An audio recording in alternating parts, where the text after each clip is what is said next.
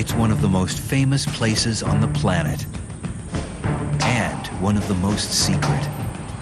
Millions know of its existence, but few know its real purpose. Startled observers tell strange tales of bizarre lights shooting across the night sky, frightening noises erupting from beyond the sound barrier, and even encounters with life forms from beyond the Earth's grasp. From deep within its borders, the government denies this place even exists. But now, a determined team of expert investigators is hell-bent on finding out the truth. What are they hiding? Who are they protecting? And how far are they willing to go to conceal the secrets of Area 51?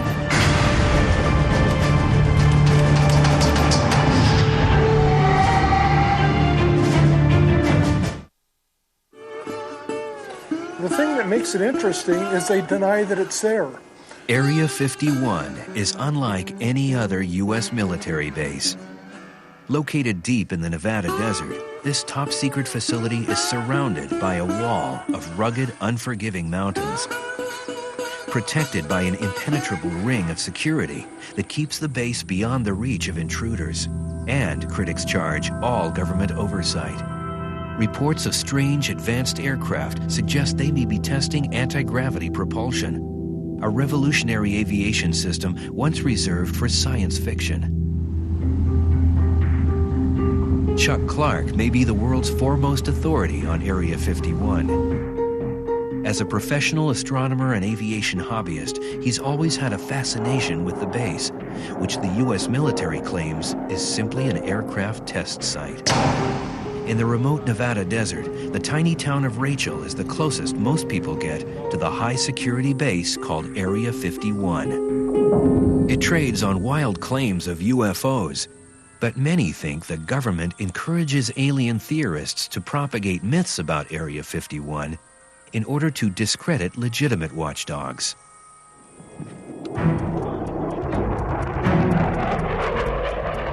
Chuck Clark makes this his home base for watching and documenting any and all activity that comes from the base. Today, he's meeting with the team of experts he's assembled to spend 24 hours using any legal means for the most intensive in-the-field investigation ever launched into the true nature of this legendary base. Their mission, to launch a 24-hour, round-the-clock, up-close investigation of Area 51 and discover what the government is hiding inside the walls of the world's most top-secret military base. This is Area 51, guys. This is a satellite image of the base. Sort of gives us an overall view of what's out there. Each man brings with him a unique base of knowledge and skills. Guy Norris is an award-winning military aviation reporter. He's been studying top-secret airplanes and air bases his whole career. I think the interesting thing is from an FAA chart, as you can see, there's absolutely no indication whatsoever of any runways at all on the map within that restricted area. So obviously on the map itself, as far as the rest of the world is concerned, there is no runway here, although quite obviously the reality is very different. Military communications specialist Bob Grove has been studying the base's radio system. There are several hundred frequencies active out here. I brought a scanner out, going to do some listening and see if these are really as active as they seem to be. Private Detective Mike Johnson has already been on the case. The security measures are far more than just the remoteness and it's being so desolate and out in the middle of nowhere. He knows that at any high-security military base, guards are well armed, and at Area 51, they are ready to use deadly force if anyone breaches the perimeter. To really observe the working of the base, they must split into two teams. All right. Team 1, electronic surveillance. Mike and Bob will circle the base's perimeter, checking out the elaborate security system up close. They'll try to watch the people who will be watching them, and using radio scanners, they will go beyond the barbed wire and guardhouses to eavesdrop on Area 51. Team number 2, visual surveillance. Chuck will lead Guy to the top of Tikaboo Mountain. It's the only vantage point of the base that hasn't been taken over by the military. Chuck will aim his astronomical telescope not at the stars, but at Area 51. For Chuck, this trip is the most important of dozens he's made to photograph Area 51 and its operations.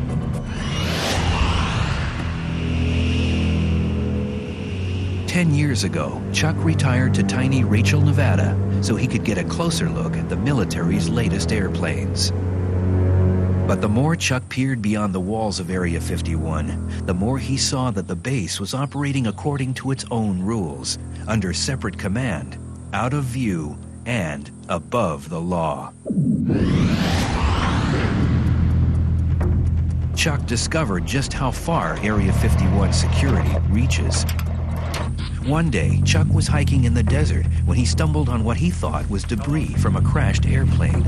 I bent over to pick it up, pull it out of the sand to see what it was, and I saw the antenna sticking out of the ground.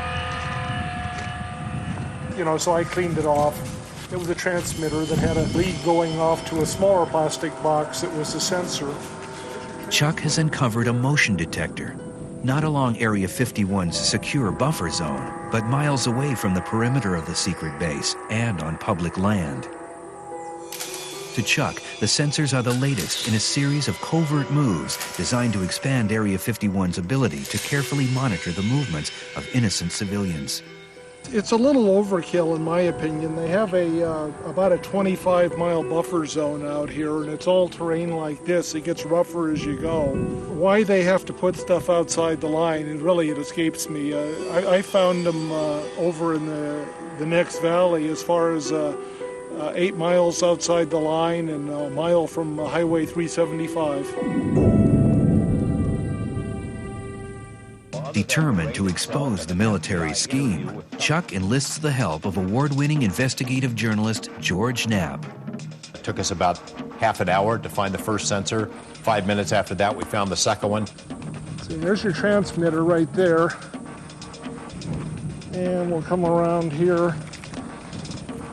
And right here will be the time delay unit. And you'll see it's clearly marked U.S. government property. In all, the two men discover over a dozen sensors, all set up to transmit information back to Area 51. Retired astronomer and desert rat Chuck Clark keeps an eye on the top-secret base known as Area 51. When George Knapp's story hits the air, Chuck is on the move. Chuck has discovered a way to breach the barbed wire and penetrate the ring of security to get inside Area 51 without getting arrested. But it means he has to travel 500 miles to Denver, Colorado.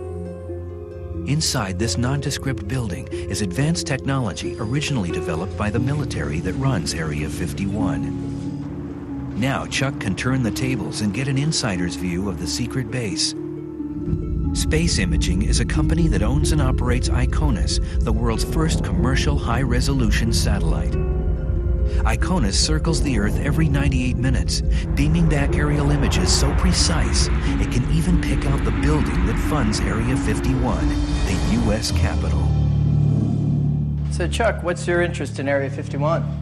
I moved out there about 10 years ago, and whenever I wasn't photographing the stars in the heavens, I pointed my big lenses at the base. Ooh, I'm sure they love that. Oh, they loved it. Using the ICONUS aerial photos, the team at Space Imaging is able to assemble an accurate 3D model of Area 51. The U.S. government may not like Chuck, but they can't stop Space Imaging from giving him his first real peek inside the ultra-secret base. Oh, boy. This is Area 51, built with our ICONUS imagery, and then we're able to fly through with this software. That's fantastic. I have photographs that I've taken showing the fronts of these, but I've never seen this building. And I did notice some sand on the runway, so I wasn't sure if there hadn't been something that had landed there recently, or maybe the aircraft began landing right about here. Maybe that dust is just painted on for deception, too. These are you know, some nefarious people that are running this place, and they might think of something like that. Yeah. Is this public information? I'm sort of, you know, little brother watching big brother. You watch mundane things long enough and you figure stuff out. The security as tight as all the rumors I've heard and what I've seen on TV? Well, it's probably tighter. The security has sensors that are set up miles outside the perimeter, and so they're out there watching you long before you get anywhere near the line. Whoa. I'm not going to disappear after this show. Probably, but... In Denver, Chuck's mission is accomplished. He quickly hits the road again, determined to share his findings with the rest of his team. But while Chuck was getting his glimpse inside Area 51, the federal government was already striking back, as he's about to learn the hard way. I got a call from a friend of mine with the FBI who said, "What the hell are you doing up at Area 51? Something heavy was going to come down real soon. Something bad for Chuck."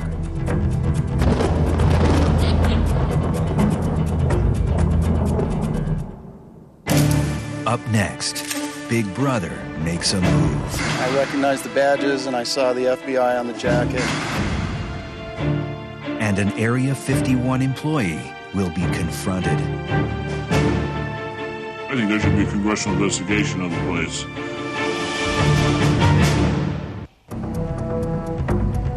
In the remote Nevada desert, Area 51 is a secret military test site. It sits protected from prying eyes by a 25-mile buffer zone, mountains, and an inhospitable terrain. 2 teams of investigators are on a stakeout, documenting everything they see and hear. If all goes as planned and base security doesn't interfere, they'll reconnoiter 24 hours later. Team leader Chuck Clark and military aviation expert Guy Norris will set up camp on a mountaintop, armed with a telescope and camera. We seem to be completely in the middle of nowhere, so... We're 22 miles into the backcountry here. This is the easy part. They still face a 2-hour climb up the sheer face of Tikaboo Peak. Wow, so that's how high then? That's around just a few feet below 8,000. We're roughly at 7,000 right here. So we're really on our own out here, aren't we? Yeah, you're on your own. You could be in a whole bunch of trouble up here if you broke a leg or something. Chuck Clark knows what trouble is. Since George Knapp's broadcast of Chuck's discovery that Area 51 security was hiding motion detectors outside its legal perimeter, the men in black decided to teach Chuck a lesson. While Chuck was immersed in space imaging's model of Area 51, the feds were swooping down on his desert home. FBI agents have confirmed that a search warrant was served last night on the home of a self-described military watchdog in the tiny town of Rachel, near the mysterious Area 51 military base. It's an exclusive story you will only see here. We've learned this action was initiated by the Joint Terrorism Task Force. The search warrant remains sealed, and the FBI won't say what was seized from the home of Rachel resident Chuck Clark. Well, I was just driving over to Dave's house, and I noticed that there was a whole bunch of guys standing around over at Chuck's. Bill Whiffen lives down the road from Chuck Clark and knew he was out of town. At first, he thought Chuck was being robbed, so he grabbed his camera and started snapping. The men and women you see are members of the Joint Terrorism Task Force. There was about 10 cars and a lot more than 10 people there. I recognized the badges and I saw the FBI on the jacket. I got pictures of them making boxes, going in and out, and I got one of the hard drives coming out.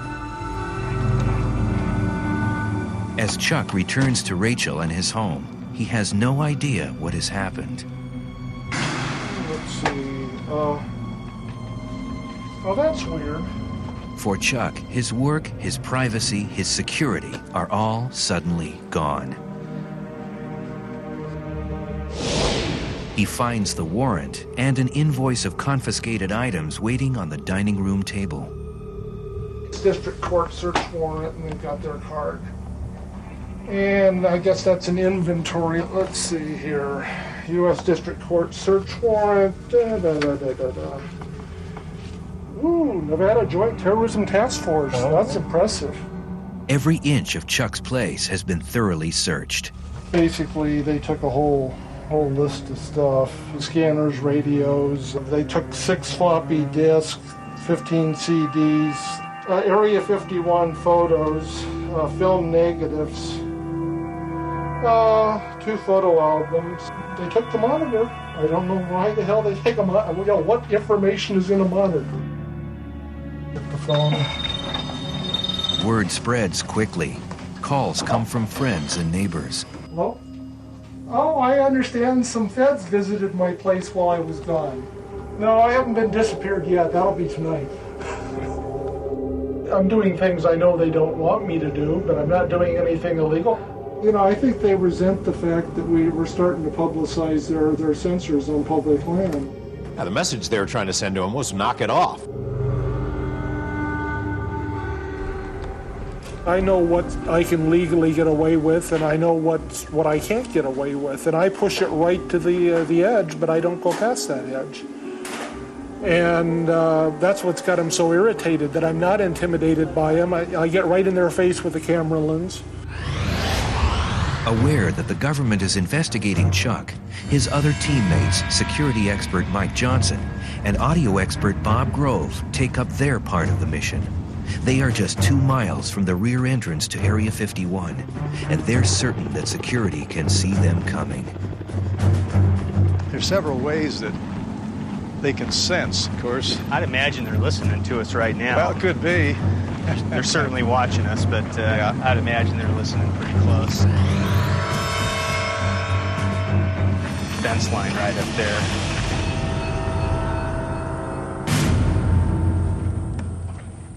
They decide to walk the fence line, keeping their eye on the guardhouse. Let's see what we've got down here. There's some type of sensing unit on that fence right there, that white box. Could be, could be. Take a look and see what that is. Security is well aware of them. That's far enough from me. Yeah, let's check the other side of the road, see if there's anything there. From 100 yards away, they get their first glimpse of the private security force contracted to guard Area 51. Known to insiders as the Camo Dudes. So called because of their desert camouflage uniforms. Bob and Mike want a closer look, but they know one step over the line would put their mission in jeopardy. This is not the time to test the boundaries. I don't want to end up in jail. Yeah. Mike and Bob make a quick strategic retreat.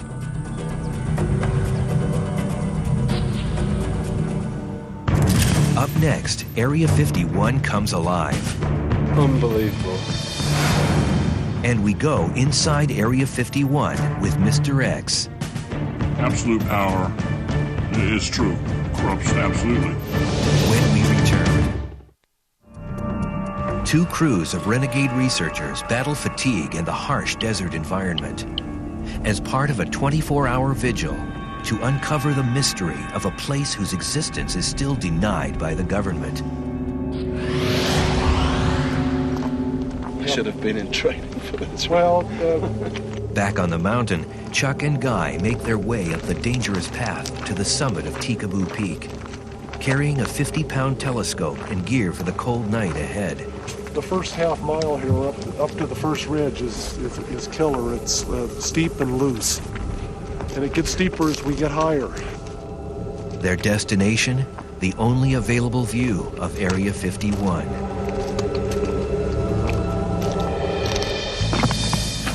Well, here we are up top. Wow. That is so spectacular, isn't it? So what do you think? Is it worth the climb? Yeah, I mean, I'm finding it difficult to describe to you, actually, what it's like. I think the weird thing is that although we're here on planet Earth, you feel like you're on the edge of another world out there. Looking out across the desert through the heat haze, there is another world, one the government has tried to hide from prying eyes. It's Area 51. Yeah, I can see some buildings glinting sort of thing in the sun, and I can make out one of the runways. Unbelievable. I can't believe I'm actually seeing it. It's unbelievable. after all this time, it's incredible. It's not really a myth. Yeah, it really exists. Chuck and Guy hurry to make camp on the bare mountaintop, all too aware that if they can see the base from here, the base can see them. They're 26 miles away and must rely on Chuck's telescope and telephoto camera to let them spy on and document any activity at Area 51. With the eyepiece in place, it will give us about a 50-power look. Oh, yeah. Both men know Area 51 exists to test the ultra-secret new technology right out of science fiction. In terms of what could be going on there, there's been a growing speculation that anti-gravity propulsion, this sort of so-called holy grail of aerospace, could be on the verge of becoming reality. There are quite a few stories about things that seem to be anti-gravity, and I've seen a few things over the years also. Like what? Objects that rise slowly and sort of hang motionless for minutes at a time and then suddenly dart halfway across the sky in a second or two and stop instantly or make a high-speed V-turn. That's incredible, isn't it? You never know what you're going to see. They're testing all sorts of things here. On the desert floor, disguised as campers, Bob Grove and Mike Johnson are setting up to monitor anything coming or going inside Area 51. They won't be able to see directly into Area 51, but Bob will be able to monitor any transmissions. If there is a presence of phenomena of any type, it can be measured in a physical sense, and there are a variety of test instruments that can do that. For example, this little device, turn it on here. Aha. You hear that little chirping sound. This indicates that we have transmitters on, and you and I happen to know that we have because each of us is wearing one. It's our little wireless microphones. Right. With monitors set, Bob and Mike settle in for a long night of listening.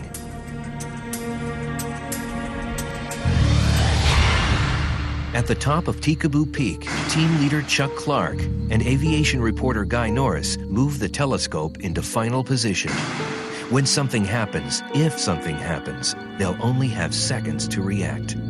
It's a moonless night tonight, right? So that's better for the potential chances of something happening. It increases the potential chances. They don't want a chance silhouetting against the moon, so the less moon there is in a night, the more likely they are to test. It's almost 2 a.m. Electronics specialist Bob Grove and security expert Mike Johnson are encamped just outside the base's border. If the signal comes on, it will make us... Bob's high-tech radio equipment will monitor any ground or air activity at Area 51. Stay out there. And if I want to monitor that, we're particularly interested in looking for signals that pop up in this frequency range because this is a federal government range. One is in the 160 megahertz to 170 megahertz range. And then we go a little bit higher, where military aircraft in the 225 to 400 megahertz range. What they hear is the actual sound of Area 51. 6-5 on Fox 4. Bob adjusts the frequency. What's that chatter that we're hearing there on the radio? That's security. Okay. Talking about us? Could be. Mike and Bob suspect they're being monitored by Area 51 security. They will ride out the night waiting to see if they'll be hassled by the legendary security team.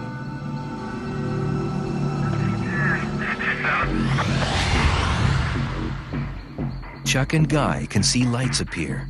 It seems to be operational, even at 3 a.m. In the years that I've been here, almost 10 years I've been here now, it's expanded quite a bit, probably doubled in size just in the last 10 years. Tonight, on the mountain peak and on the desert floor, the air has been strangely silent. Then, the steady static is interrupted. U2 flight 180, blocking flight 190. Bob struggles to keep the frequency in range. We have now a number of military aircraft air-to-ground frequencies active, indicating they've got something in the air. as well as ground control frequencies. That something is moving at an incredible speed, straight toward Guy and Chuck. We've just got a really bright light in the sky directly overhead the site. Did you see that? Oh boy. It's still there. It seems to be moving to the north, but that was amazing.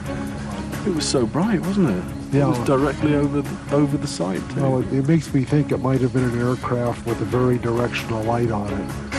Guy hopes for a second sighting so that Chuck's camera has a chance to catch it. But the sky suddenly goes quiet over Area 51. The runway goes dark. When we return, the next morning brings more flights. Oh, there's a MiG-29. Excellent. Mr. X takes us inside the super-secret base. It's an Air Force separate from the normal Air Force above the regular Air Force. And Mike Johnson gets too close to the truth. We got the Las Vegas Metropolitan Police Department watching me. I definitely got his attention.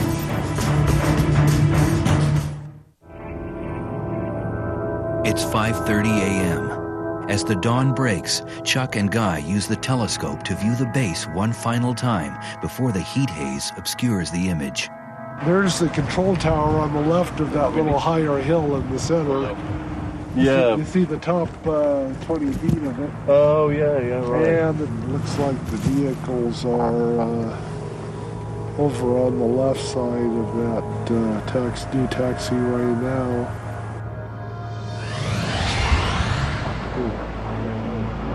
For Mike and Bob on the desert below, Here it comes. 15,000 feet above their heads, Area 51 comes alive. Guy hears it too. Sounded like there was something in the air over there, Chuck. It could be a B-2 bomber. They practice refueling around dawn and then stay in the airspace for a couple hours out here. Guy can't believe his luck. The B-2 is not alone, and it has some surprising company. Oh, there's a MiG-29. Excellent. He's turning that way. Although America is no longer in a Cold War with the Soviets, for some strange reason, it's still fighting their aircraft here at Area 51.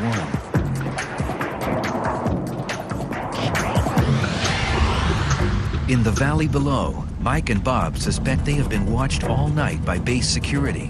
They are ready to meet with Chuck and Guy, but have one last place on the map to check. Well, if I listened to Chuck correctly, the main gate ought to be about 10 miles or less off there toward that hill. As they close in on the official entrance, Mike is startled by something in the mirror. Barreling toward them is an enormous vehicle. With its windows painted black to protect or hide its passengers, it speeds toward a day's work at the top secret base. Holy smokes. The bus doesn't even slow down. I think the bus is doing a little more than 45, maybe 145. He was hustling. He was. To prepare for this 24-hour vigil, Mike Johnson spent weeks on the strangest stakeout of his career. His target? An Area 51 employee who will talk for the first time about life on the base. It's mind-boggling from my perspective as an investigator how well maintained the secrecy of this facility is. The first step, how many people work there, and how do they get to the remote desert base? Area 51 is located 140 desolate miles north of Las Vegas. For years, it's been whispered that a secret airline shuttles hundreds of Area 51 employees every weekday from their homes near Las Vegas to their classified jobs on the base. The name? Janet Air. Legend has it that JANET stands for just another non-existent terminal. Whatever it's called, there's no doubt now that the airline is real. Over here is the McCarran International Airport, and the Janet Terminal is on the west edge of the airport property. This secret site is just a few blocks from the Las Vegas Strip. The only indication of where you're at all is the signs that say warning, secure facility, or no trespassing. There are no overt indications of what this facility is. It's what we refer to as hiding in plain sight. During his stakeout, the first thing he notices is something that Janet airplanes don't have. There is no identifying markings on those aircraft with the exception of the tail number. All aircraft have a tail number with the exception of military aircraft, which would indicate to me that they are privately held aircraft. Using his investigative skills to run down the tail number, Mike knows these planes are owned by EG&G, a huge government contractor. One of the Janet flights just loaded up, moved out onto the tarmac, and should be taking off here any second. They typically don't leave them in the holding pattern too terribly long. They get them out onto the active runway and get them out of here pretty lickety split.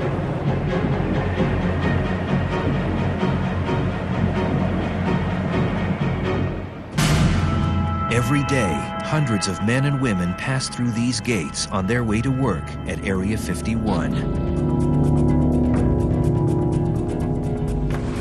We're seeing a car go in now. The guard just stepped out. This driver's going to display some form of identification, and the guard's trying to figure out what I'm doing, and he's watching me watching him. Mike is on public property, but he still has reason to worry. The guard hasn't taken his eyes off Mike's car. I definitely got his attention. He knows I'm here. Here's a chance to check out the system's security. But it could also lead to compromising the mission or jail.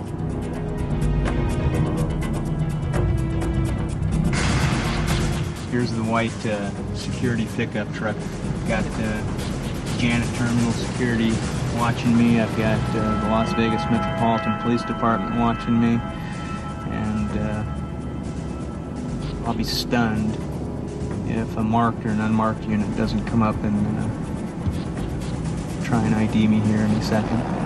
The net gets tighter on the ground and in the air. Hear a helicopter overhead. The best way to continue the investigation is to get away fast and come back when things cool down. Coming up next, the 24 hours are almost over. No trespassing beyond this point. Photography of this area is prohibited. Mike Johnson is hot on the trail of an Area 51 vet. Lives were put at risk just to keep the nature of this place secret. Time is running out, but Mike and Bob know they're close. I see orange markers on the hillside there, and that's what Chuck said delineated their boundary. And there's some type of unit sitting up there, and here's the boundary right here. Yeah, there we are. This is as far as I want to drive. This humble stretch of road is one of the most secure spots on the planet.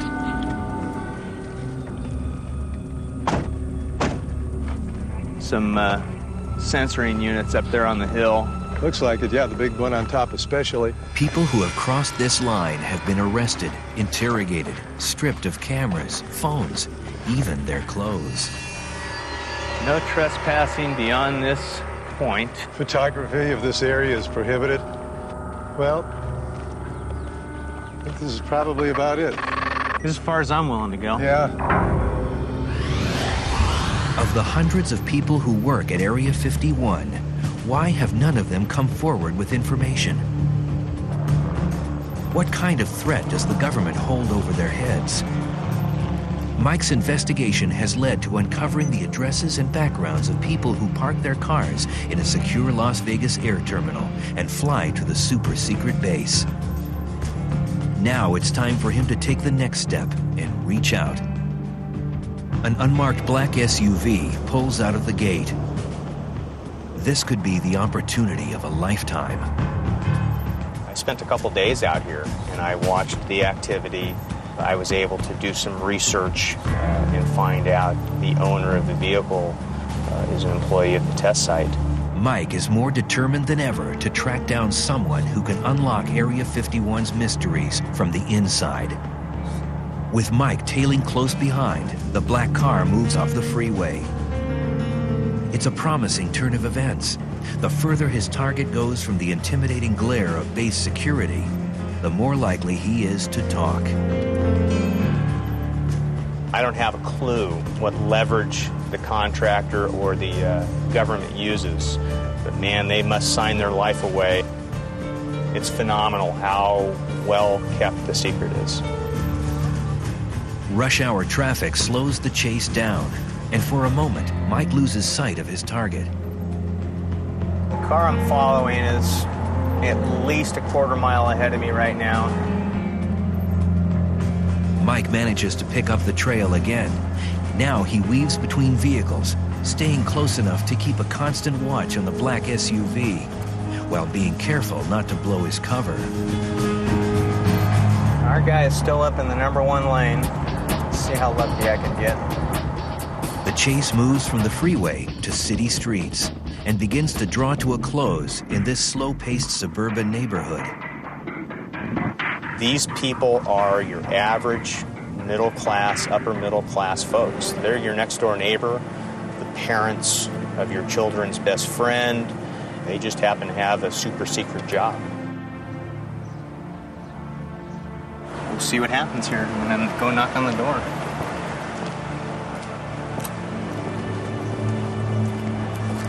Do the answers to Mike's questions lie behind this door? What secrets will his hard work reveal? My name's Mike Johnson. I'm an investigator. You're not in any trouble whatsoever. But one of your vehicles has been seen going in and out of the Janet terminal. And we were hoping we could talk to you about Area 51. No comment. And the door closed, and that was that. From the reaction, I'm pretty confident he works there, and that's where we're at. He's not going to talk about it. The government's strict secrecy policies prove a formidable obstacle. But Mike's patient and more determined than ever to find someone who will talk to him. I am going to have to do some substantial digging to identify a disgruntled type employee that's willing to talk or even acknowledge their participation with Area 51. Back in Las Vegas, Mike Johnson's search for an Area 51 insider is picking up steam. A tip from an inside source has brought Mike to this nondescript hotel. If his information is correct, waiting upstairs to speak with him is a former employee of Area 51. I worked at Area 51 for approximately 14 years, and through the 1980s and the early part of 1990s. Success. The man is apparently willing to talk, but only if his name is not used, his face hidden, and his voice disguised. Lives were put at risk, careers were jeopardized or terminated just to keep the nature of this place secret. Mike spent hours and hours staking out Area 51's commuter airline, Janet Air. Here's someone who flew it 5 days a week. After you'd arrived at McCarran, you were to go park your vehicle, walk inside the terminal where you would surrender your baggage to ensure that you weren't carrying any tape recorders, cameras, things of that nature. Mr. X confirms the accuracy of Chuck Clark's satellite 3D model. This is the base he worked on. That is absolutely correct. Absolutely right. Mr. X says fear, more than anything, pervades every aspect of life and work on the base. Security for the personnel was far greater than what you see on the outside. If you made a call home, you had to be very careful as to what you said to your wife or your children, as to divulge where you might be, when you might be coming home, what method of travel you might use. What sort of work warrants this kind of secrecy and security? It's a test facility for experimental aircraft. Simple as that. The United States has projects that are deemed classified for one reason or another, and they are tested and proven at that particular location. But Mr. X says Area 51 is unlike any other Air Force base. It's an Air Force separate from the normal Air Force, absolutely. And the attitude of the individuals up there is, yes, we are not the regular Air Force. We're somewhat above the regular Air Force. He says those who run Area 51 regularly risk the lives of their own workers. Absolute power is true, corrupts absolutely. And these individuals up there are definitely operating, like the apocalypse now, operating without any decent human restraint. They're on their own mission. Moreover, Mr. X says anyone who challenges that mission is dealt with swiftly. This individual that I knew expressed grave concerns over personnel being exposed to toxic chemicals, hazardous waste, if you will. He was told that basically the project was behind the curve.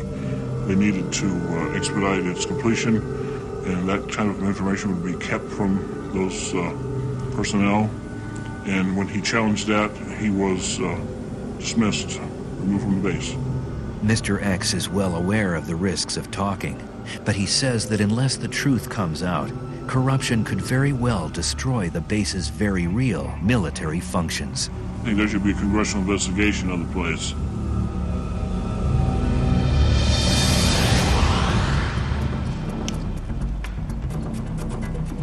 Chuck and Guy, hungry, tired, and facing a tricky climb down a steep slope. They can't be sure that they've eluded base security until they're safely back at their rendezvous point. Sitting on a rise with a perfect view of Mike and Bob is a member of the Area 51 security force known as the Camo Dudes. They're not military, but a private police force assigned to keep everyone away from Area 51. Here's the deal. We are his excitement.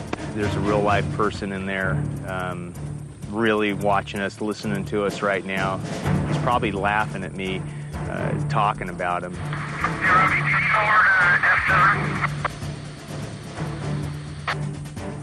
Still a lot of activity on the security channels. Well, I think we've seen just about all we're going to see here, and I'm not willing to go any further. Yeah, I don't think we should tempt fate. With security definitely alerted to their presence, they know it's time to leave and meet up with Guy and Chuck.